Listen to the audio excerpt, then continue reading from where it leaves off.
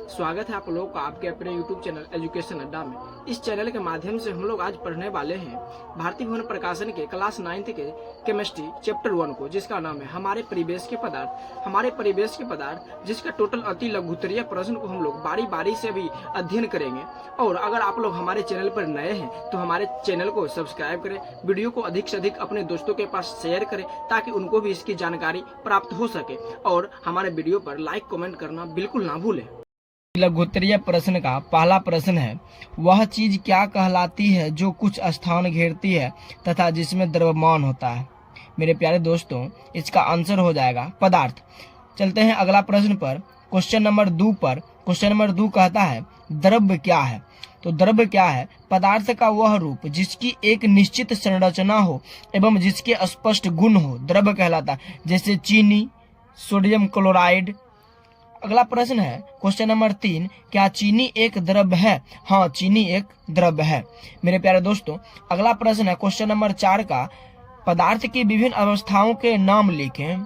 पदार्थ की 3 अवस्थाओं में पाया जाता है, ठोस, द्रव और गैस। अगला प्रश्न है क्वेश्चन नंबर 5, पदार्थ द्वारा अधिकृत स्थान क्या कहलाता है। मेरे प्यारे दोस्तों, पदार्थ द्वारा अधिकृत स्थान जो होता है वो उसका आयतन कहलाता है। अगला प्रश्न है 10 डिग्री सेल्सियस पर जल की भौतिक अवस्था क्या होती है। 10 डिग्री सेल्सियस पर अगर हम जल को गर्म कर रहे होते हैं तो उसकी भौतिक अवस्था द्रव अवस्था ही रहेगी। इसका सही आंसर हो जाएगा द्रव। प्रश्न नंबर 7 है, अंतराण्विक स्थान से आप क्या समझते हैं। हाँ, तो इसका आंसर होगा पदार्थ के कणों के मध्य जो रिक्त स्थान होता है उसे अंतराण्विक स्थान कहते हैं। क्वेश्चन नंबर 8 है मेरा, अंतराण्विक आकर्षण बल क्या है। इसका आंसर होगा पदार्थ के कणों के मध्य स्थित बल अंतराण्विक आकर्षण बल कहलाता है। हाँ, तो मेरे प्यारे दोस्तों, प्रश्न नंबर 9 है, ठोस पदार्थ में बहाव क्यों नहीं होता। ठोस पदार्थ में जो होती है बहाव की प्रवृत्ति क्यों नहीं होती। इसका आंसर हो जाएगा ठोस पदार्थों में बहाव की प्रवृत्ति नहीं होती है क्योंकि ठोस पदार्थ के कण जो होते हैं मजबूती से परस्पर बंधे रहते हैं और मजबूती से परस्पर बंधे रहने के कारण इनमें बहाव की प्रवृत्ति नहीं पाई जाती है।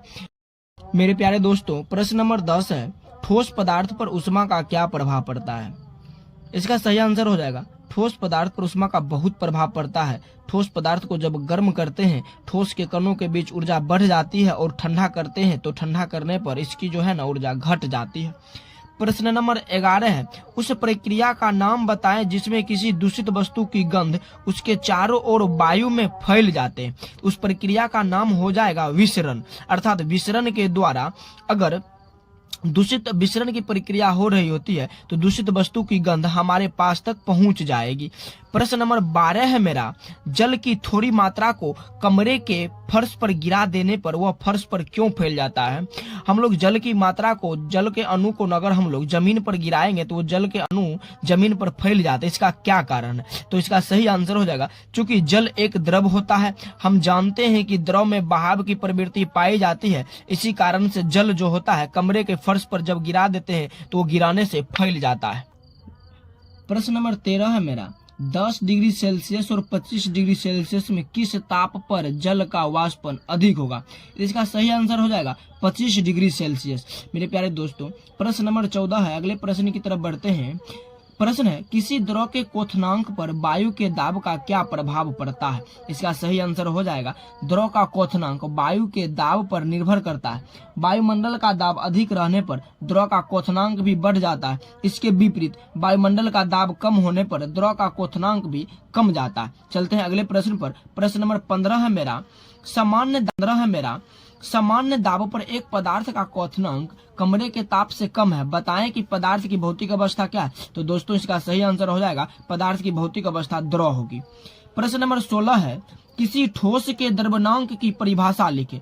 क्वेश्चन कह रहा है किसी ठोस के द्रव्यमांक की परिभाषा लिखे। इसका सही आंसर हो जाएगा जिस ताप पर कोई ठोस पदार्थ पिघलकर द्रव के रूप में परिवर्तित होता है वह ताप उसका द्रव्यमांक कहलाता है। तो मेरे प्यारे दोस्तों, प्रश्न नंबर 17 की तरफ चलते हैं। 17 नंबर प्रश्न कहता है, क्या होता है जब जल को 0 डिग्री सेल्सियस तक ठंडा किया जाता है। मेरे प्यारे दोस्तों, हम जानते हैं कि जल जो होता है ना 0 डिग्री सेल्सियस पर वो बर्फ बन जाता है। तो इसका सही आंसर हो जाएगा जब जल को 0 डिग्री सेल्सियस तक ठंडा किया जाता है तो वह बर्फ बन जाता है। चलते हैं अगले प्रश्न में। प्रश्न नंबर 18 है, गैस को ठंडा करने पर क्या होता है? जब हम लोग गैस को ठंडा करते हैं तो गैस को ठंडा करने पर वह द्रव बन जाता है। प्रश्न नंबर 19 है, अमोनियम क्लोराइड को गर्म करने पर क्या होता है? जब हम लोग अमोनियम क्लोराइड को गर्म करते हैं तो क्या होता है? हम लोग अमोनियम क्लोराइड को गर्म करते हैं तो वो सीधे वाष्प में बदल जाता है। इस पर प्रश्न नंबर 20 नीचे लिखा हुआ है, पहले 21 को देख लेते हैं। क्वेश्चन है, क्या कारण है कि गैसों को संपीड़ित किया जा सकता है लेकिन द्रव को नहीं? तो दोस्तों इसका सही आंसर होगा, इसका कारण यह है कि गैस की अपेक्षा द्रव में अंतरानुक स्थान बहुत कम होता है, जिसके कारण गैस को संपीड़ित किया जा सकता है लेकिन द्रव को नहीं किया जा सकता है।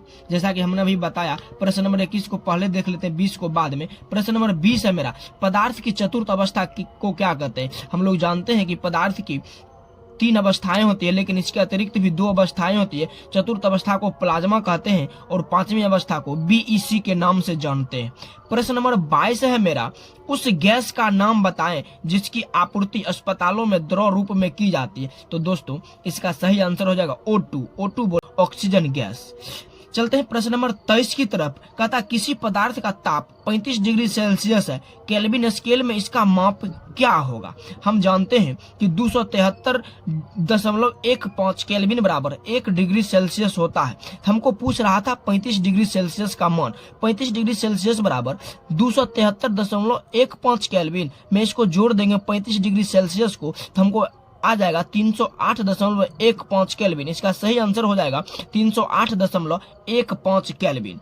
चलते हैं प्रश्न नंबर 24 पर। प्रश्न नंबर 24 है मेरा, सामान्य दाब पर जल के एक नमूने का क्वथनांक 102 डिग्री सेल्सियस है, क्या यह शुद्ध जल है? तो मेरे प्यारे दोस्तों यह शुद्ध जल नहीं होगा। बढ़ते हैं क्वेश्चन नंबर 25 की तरफ। क्वेश्चन नंबर 25 है, उबलते हुए जल की तुलना में उसका भाप अधिक जलन पैदा करता है, क्यों? सही आंसर हो जाएगा इसका क्योंकि भाप का ताप उबलते हुए जल से अधिक होता है और अधिक होने के कारण वह जो है ना अधिक जलन पैदा करता है। प्रश्न नंबर 26 है मेरा, क्या अमोनिया की गैसीय अवस्था को वाष्प कहा जा सकता है? अमोनिया को जब हम लोग गैसीय अवस्था में परिवर्तित करते हैं तो वो वाष्प में परिवर्तित हो जाएगा। इसका सही आंसर हो जाएगा हाँ। अगला नंबर प्रश्न है कि एक ऐसे सामान्य पदार्थ का नाम लिखे जिसे गर्म या ठंडा करने पर उसकी अवस्था में परिवर्तन हो जाता। इसका सही आंसर हो जाएगा जल। चूंकि जब हम लोग जल को 0 डिग्री सेल्सियस पर लाते हैं तो वो बर्फ में बदल जाता है, लेकिन जब उसी जल को हम लोग 100 डिग्री सेल्सियस पर गर्म करते हैं तो उसकी जो है ना प्रवृत्ति चेंज हो जाती है, अर्थात वो वाष्प बनने लगता है। प्रश्न नंबर लास्ट है मेरा, क्वेश्चन नंबर 28, एल्कोहल और ईथर में किसका वाष्पन तीव्रता से होगा? तो इसका सही आंसर हो जाएगा ईथर। तो गाइस आप लोग को ये वीडियो कैसा लगा? उम्मीद करते हैं कि आप लोग को ये वीडियो बहुत अच्छा लगा होगा।